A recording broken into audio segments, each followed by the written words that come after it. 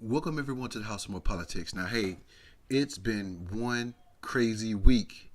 John Kasich, Ted Cruz, Donald Trump. Really, Ted Cruz and Donald Trump. Back and forth. Whose wife looks good, whose wife doesn't look good. Who's going to support who, or who's going to support whom, for all you grammar enthusiasts out there. But it's just been one hell of a ride this week, and there's so much stuff I can cover. Terrorist attacks and Bernie Sanders and Hillary Clinton, and just so much going on this week. But I wanted to focus on just one topic, and I'm going to focus on the politics of endorsements. And I'm just real quick, I'm just going to go over what's going on now and not focus on history in the past. I'm going to have to go into the past, but not too far like I normally would go. Let's take a look at the 2008 campaign and Hillary Clinton and Barack Obama and how all that played out. And in essence, really, how politics is supposed to happen. Take a look at Hillary Clinton. So let's have a real campaign. Enough with the speeches and the big rallies and then using tactics that are right out of Karl Rove's playbook. Every Democrat should be outraged because this is the kind of attack that not only undermines core democratic values, but gives aid and comfort to the very special interests and their allies in the Republican Party who are against doing what we want to do for America. So shame on you, Barack Obama. It is time you ran a campaign consistent with your messages in public. That's what I expect from you. Meet me in Ohio. Let's have a debate about your tactics and your behavior in this campaign. Now, the clip you just saw was Hillary Clinton being highly upset about some mailers. You saw the mailers in her hand. It was some mailers out there that were essentially saying some pretty negative stuff. Now, was it true or not? I think maybe the Obama campaign probably misconstrued the truth a little bit. They probably blurred the lines between truth and reality. But, I mean, that's just politics. They're going to always twist and turn what you say to benefit what message they're trying to get out there. But she had enough, and she went out there, and shame on you, Barack Obama. You talk about being this high and mighty individual, but you're doing low and dirty tactics. That's politics. But she was upset. Okay, now let's take a look at one of her supporters, which happened to be her husband, which happened to be a former president, speak about Barack Obama. How can you say that when you said in 2004 you didn't know how you would have voted on the resolution? You said in 2004 there was no difference between you and George Bush on the war, and you took that speech you're now running on off your website in 2004, and there's no difference in your voting record and Hillary's ever since. Give me a break. This whole thing is the biggest fairy tale I've ever seen. So that was Bill Clinton, and he was breaking down some of the differences between Barack Obama and Hillary Clinton, and basically saying that Barack Obama said some things that now he's backtracking against, and since he said those things, Hillary Clinton and Barack Obama's voting have been the same since that statement. So, and I think that could have been a little bit of foresight on Barack Obama to vote essentially the same as Hillary Clinton, not just because he's a Democrat, because he may wanted to run for president in 2008, and this will be a good opportunity to say, hey, I'm going to vote like her so she can't say he voted against something that I voted for, or I voted for something she voted against. So that could have been a political ploy or a political tactic on Barack Obama's part. But Bill Clinton calling him out on it and calling his whole campaign and the whole hope and change thing that Obama was spewing out in 2008 a fairy tale. And to be honest with you, it seemed like a fairy tale. It really did. Let's look at what Barack Obama had to say about Bill Clinton's statements. I was always against the war. The quote he keeps on feeding back was an interview on Meet the Press at the National Convention when Tim was asking, given your firm opposition to the war, what do you make of the fact that your nominee for president and vice president didn't have that same foresight. And obviously I didn't want to criticize them on the eve of their nomination. So I said, well, I don't know what, I wasn't in the Senate. I can't say for certain what I would have done if I was there. I know that from where I stood, the case was not made. He always leaves that out. And I understand why he's frustrated, but at some point, since we've corrected him repeatedly on this, and he keeps on repeating it, it tells me that he's just more interested in, trying to muddy the waters than actually, talk fairly about my record. And the 2008 presidential campaign was heated. It was tense. It was hot. It was Hillary Clinton and Barack Obama at each other's throat. Rush Limbaugh came out with his Operation Chaos, where he tried to convince, or at least he thinks he convinced, a lot of Republicans to go register Democrat so that they can keep the mess going on. Whether that worked or not, I really don't have any evidence to prove that worked or not. But it was a real battle between these two. So, fast forward a little bit, and Barack Obama gets the nomination. Hillary has to concede. Now, she had 18 million votes, and she won the vote count. She beat Barack Obama. She had 18 million votes, but she didn't win enough delegates, so she had to concede. He had the delegates, he had the super delegates, so she really had to concede her campaign. But in suspending her campaign, she endorsed Barack Obama. Take a look at this.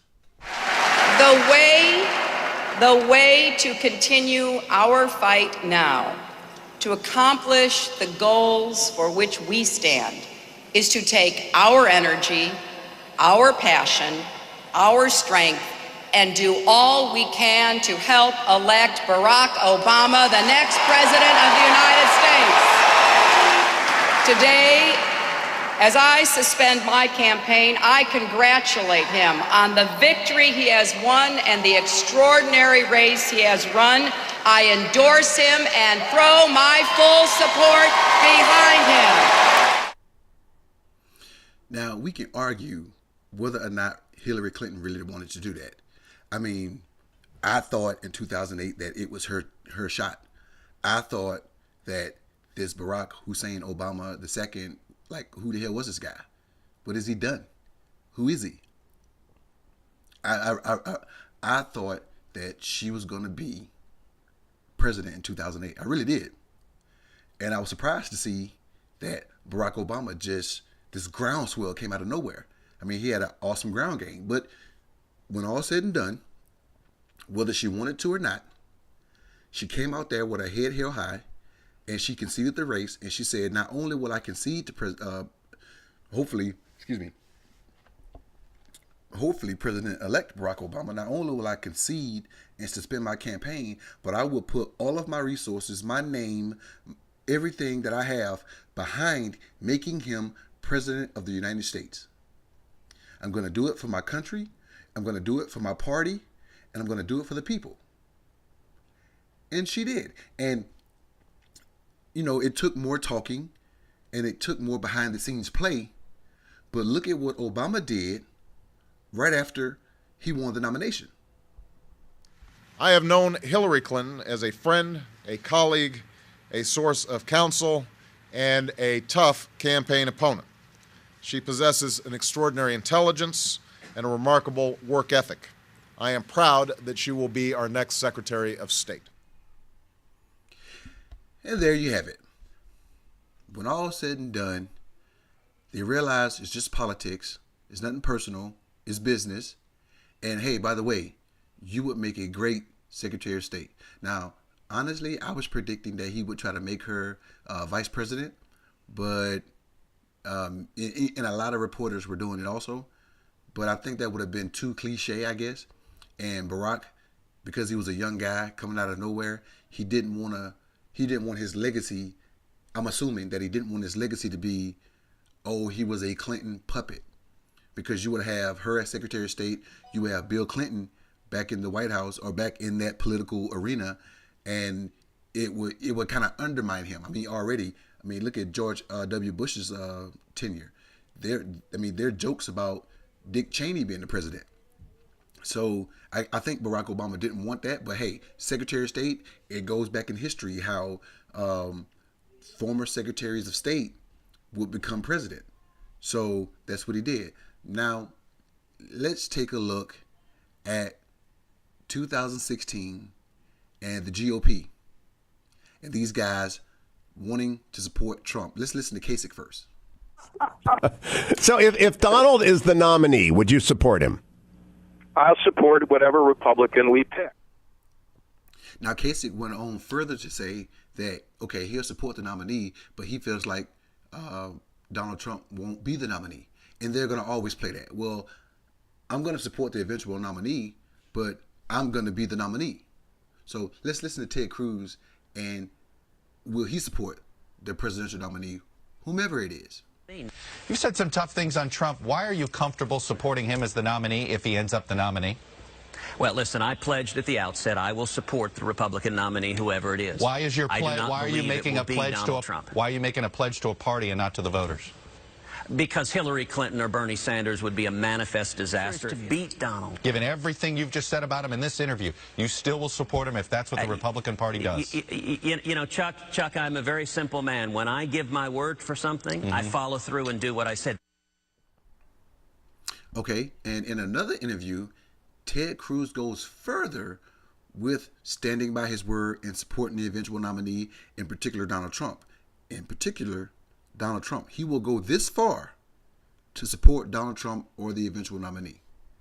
Senator, over the weekend, you reiterated your support for Donald Trump if you were to be the Republican nominee, a weekend in which we saw rising tensions at his events, violence, Trump himself saying he would consider paying legal fees for somebody who punched a protester. I understand that you will say that you made a promise to support the nominee and you will keep that promise, but at what point do events on the ground force you, or at least have you reconsider and maybe look at your position, given that your rivals have said now it would be extremely difficult to support Trump if you were the nominee? Well, I can give you one example where I would no longer support Donald Trump.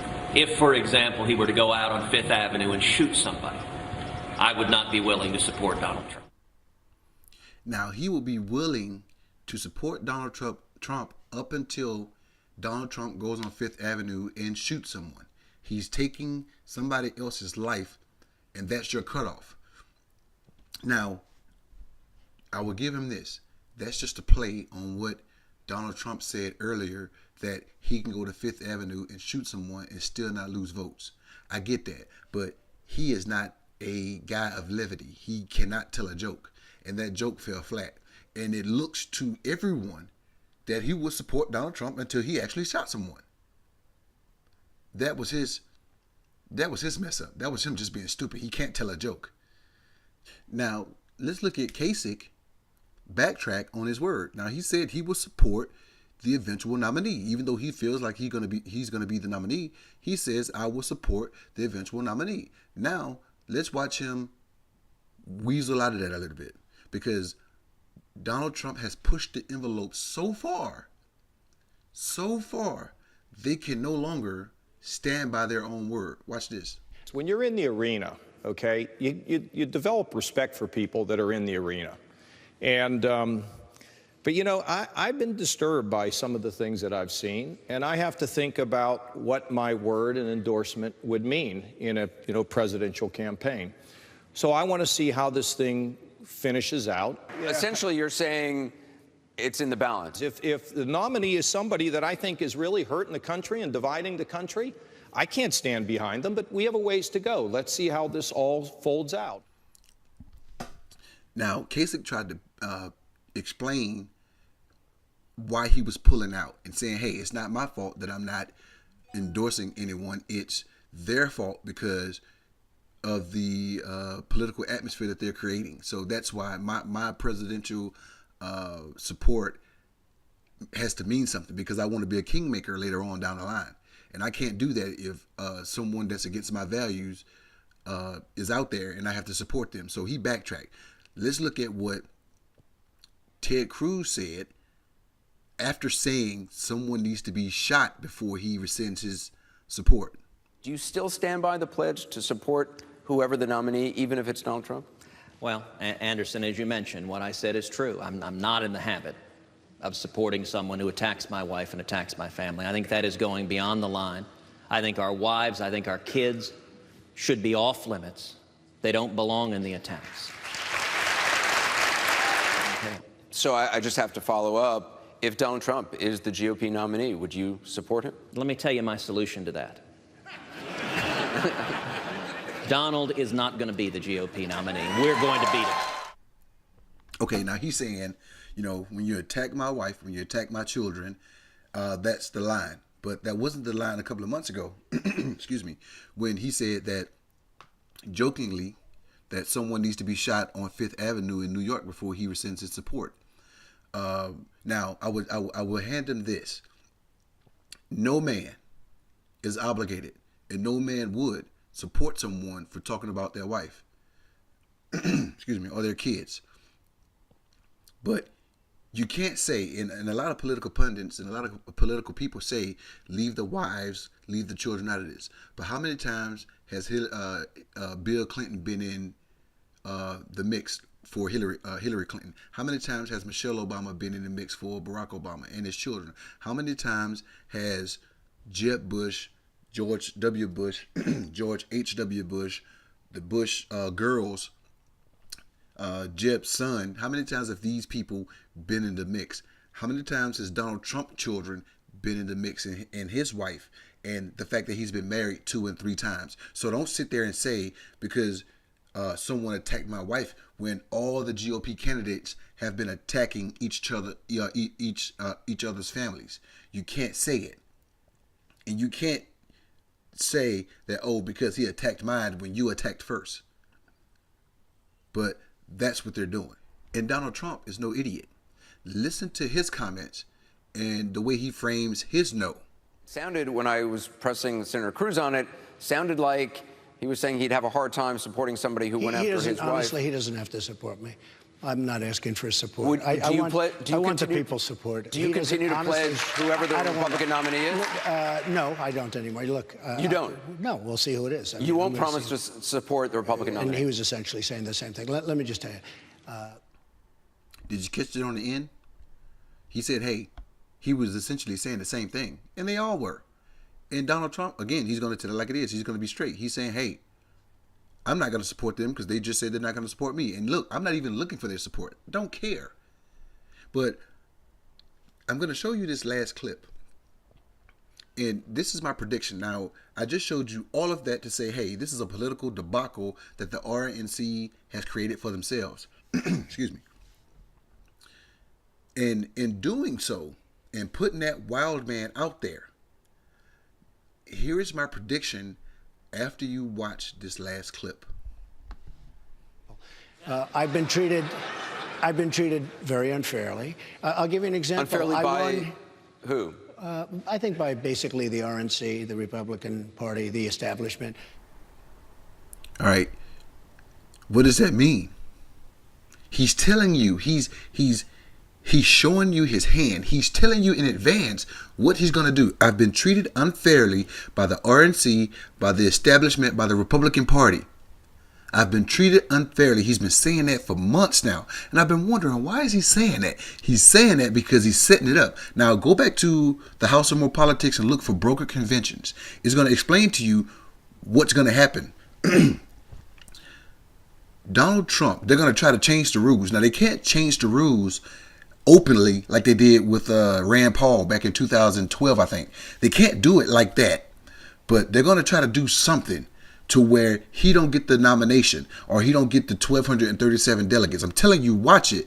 They're keeping Kasich in because he's stealing delegates. Whether it's onesies here, twosies there, he's stealing delegates. Ted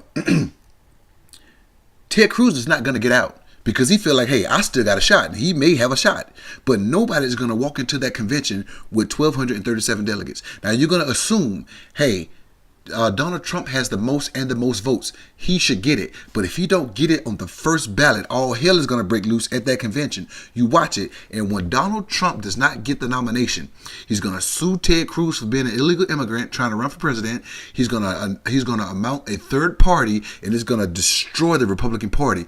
You watch it. I can't wait to see what happens. You have got to stick with this channel. You have got to subscribe to the House of More Politics. You've got to leave me comments and posts. Tell me what you want to talk about. I'm going to keep watching the news, but I'm telling you, it's going to get hot, and you need to be on it. Get your ass up and go vote. Go register. Till then,